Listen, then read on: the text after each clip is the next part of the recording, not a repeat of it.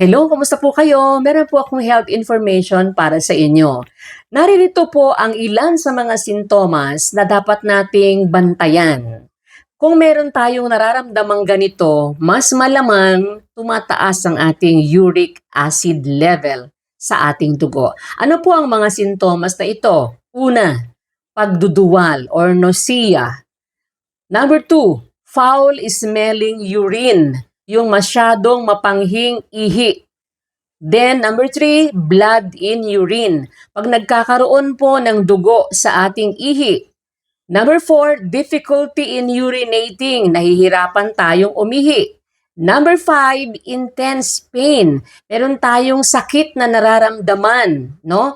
Number 6, merong skin discoloration or redness or erythema. Yung ating balat nagiging red due to irritation o kaya allergic reaction dahil nagkakaroon po ng increased flow sa ating mga tiny blood vessels.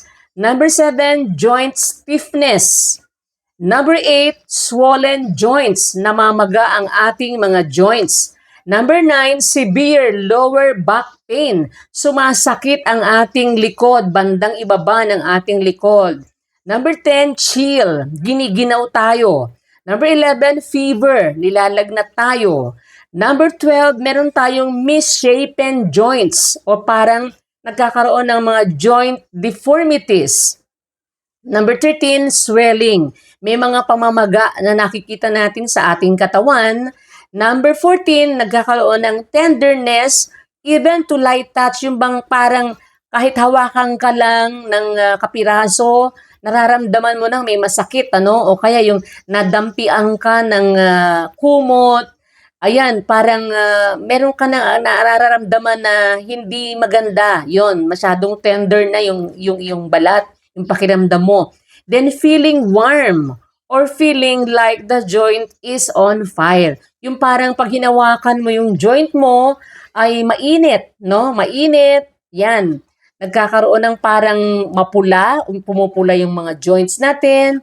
Tapos nagkakaroon ng masakit, namamaga ng konti yung mga joints. Yan, ibig sabihin po niyan, mataas ang uric acid level natin sa ating katawan. So ang kailangan po natin doon ay kumonsulta po tayo sa doktor para maagapan po ito dahil magkakaroon tayo ng discomfort. Pagka tumataas po ang ating uric acid level, pwede pong magkaroon tayo ng gout and arthritis dahil sa pagtaas ng uric acid level natin sa dugo. So bantayan po natin ang mga sintomas na yan. Sana po ay may natutuhan kayo. Don't forget to comment, follow, and share. Maraming salamat po.